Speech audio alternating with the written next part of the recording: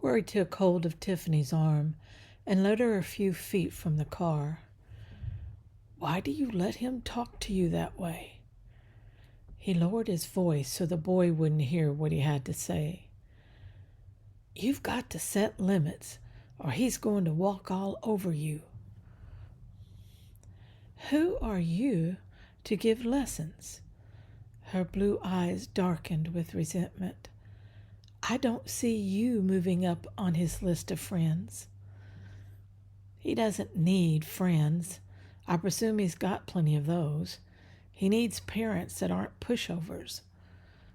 "I'm not a pushover. He's usually very respectful. He just has a problem with you, and that's not my fault now, is it?" She was too soft, too much a lady, making herself an easy target for any pushy male who wanted to take advantage, even if he was only 12. She couldn't see trouble when it stood right in front of her, like now. Was she blind to the thoughts that were probably flashing like neon in his eyes? Didn't she know how she looked in her skin-loving black jeans and a snug black t-shirt? She sure didn't look like anybody's mother, more like a Saturday night fantasy. Her silver belt buckle hugged her flat tummy and matched the toe guards on her shiny snakeskin boots. Sexy blonde hair taunted him as the hot summer breeze tossed it against her neck. He remembered all those Saturday night rodeos when she sat in her daddy's private box looking expensive and untouchable. He was the only one who'd known differently. At 18, he hadn't worried about her age. She'd looked and acted all woman to him, and he'd not been able to resist her.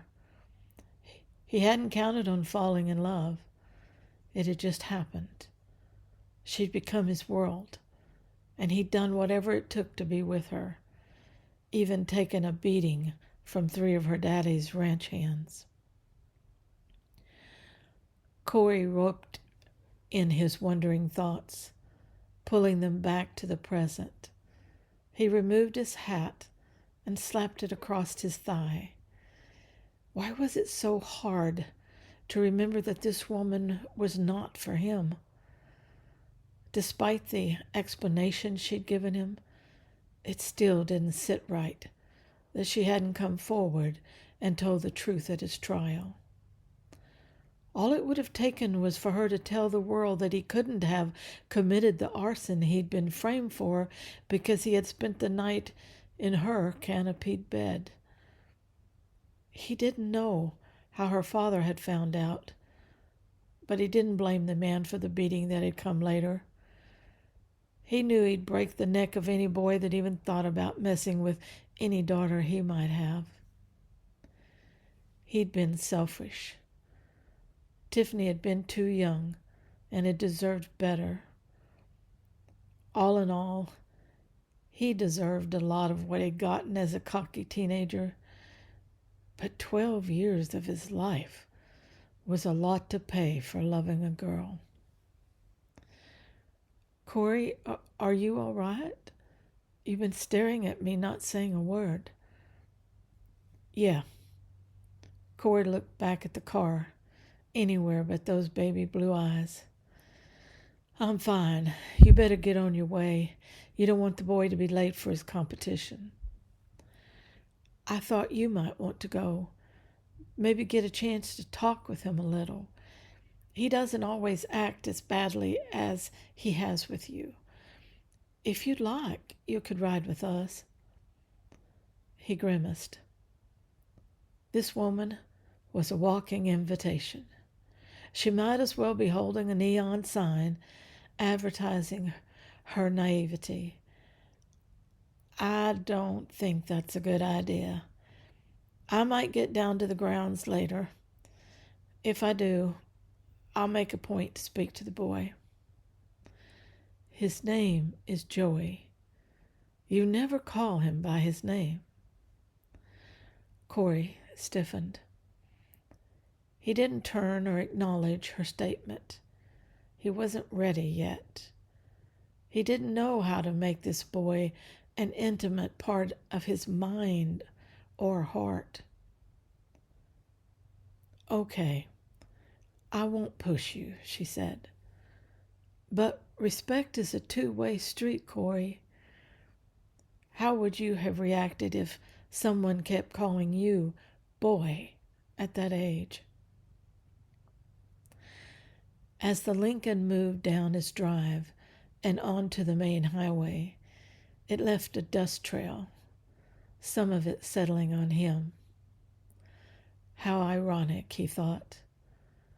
Tiffany Covington had left him in the dust for the second time. If he didn't want it to be 3, he'd better string some barbed wire around his errant emotions and figure out where to fit these 2 people into his life. Corey leaned on the arena fence, one booted foot resting on the lowest rung. He could have sauntered over to where Tiffany sat in what had always been her daddy's private box. She was alone. More than that, she looked alone. He found that odd.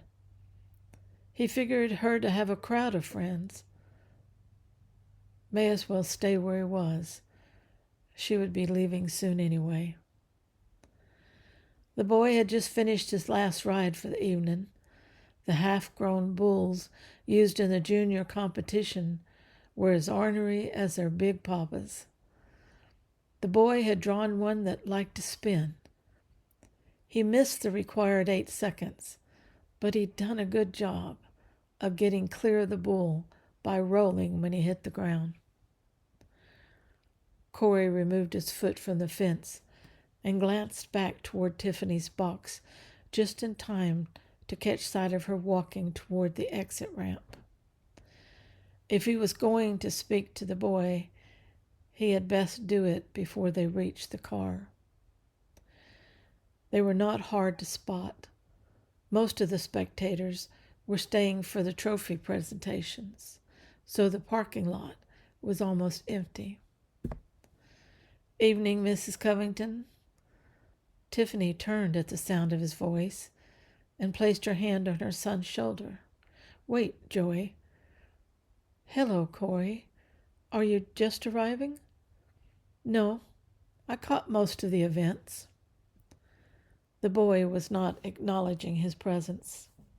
He kept his eye on the toe of the boot he was digging into the ground instead. So far, he'd managed to lock horns with the kid each time they met. He needed to make this time different. Show the boy he wasn't his or his mom's worst enemy. Corey put a smile on his face and a congenial tone to his voice. "That was a good roll you made out there tonight. Some bull riders never get that down as well as they should. It will save you a lot of injuries in the future." "What do you know about it?" The boy managed to keep his tone respectful, but Corey knew the real implication that powered his reply. Tiffany spoke up. Corey was district champion his last 2 years of high school.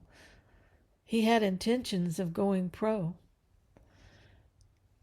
A small spark of interest flashed across the boy's face. Flash was the appropriate term. He managed to kill it before it grew into anything bigger. "I haven't done much in the last few years, but I could give you a few pointers on that balance problem you're having. Maybe you'd like to come over and we'll set up a practice barrel." The boy lifted his head. "I don't need any help. I'm doing okay by myself." Corey locked eyes with a set that was battle brown and an exact match to his own. Yeah, that's probably why the bull scored more points than you did tonight. Don't refuse help out of pure cussedness, boy. Learn to take help when it's needed. You need to practice your rhythm if you ever expect to match your movements with the bull. Those judges aren't going to give you anything you don't earn. Thank you for your offer, Corey, Tiffany interjected. Maybe when Joey isn't so tired, he'll feel more like taking you up on your kind offer. When snowballs have suntans, thought Corey. She was a mama, all right, and she was going to make a pansy out of his son. When he wasn't so tired. Couldn't she see that her son was a 12-year-old boy on the fast track to manhood? He could rodeo half the night, carouse the other, and still not be tired.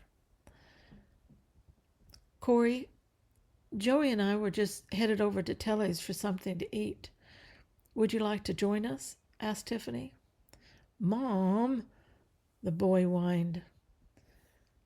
Joey, it's the least we can do after Corey's kind offer. Corey studied the woman's upturned face. The hopeful longing shimmering in her baby blue eyes slammed into him, jarring him more than any bull he'd ever ridden. She didn't have sense enough to bar the gates where he was concerned. He could take every sweet morsel she unknowingly offered and leave her as empty as yesterday's dreams. Why not? He heard the words before he had time to think about them. Who was he kidding? He wanted to sit across the table and have her look at him as if he was the house specialty.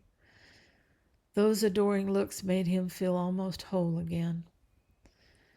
He wondered if she was prepared to do more than look. He could get used to her back in his life. But this time around, he would keep his heart out of it.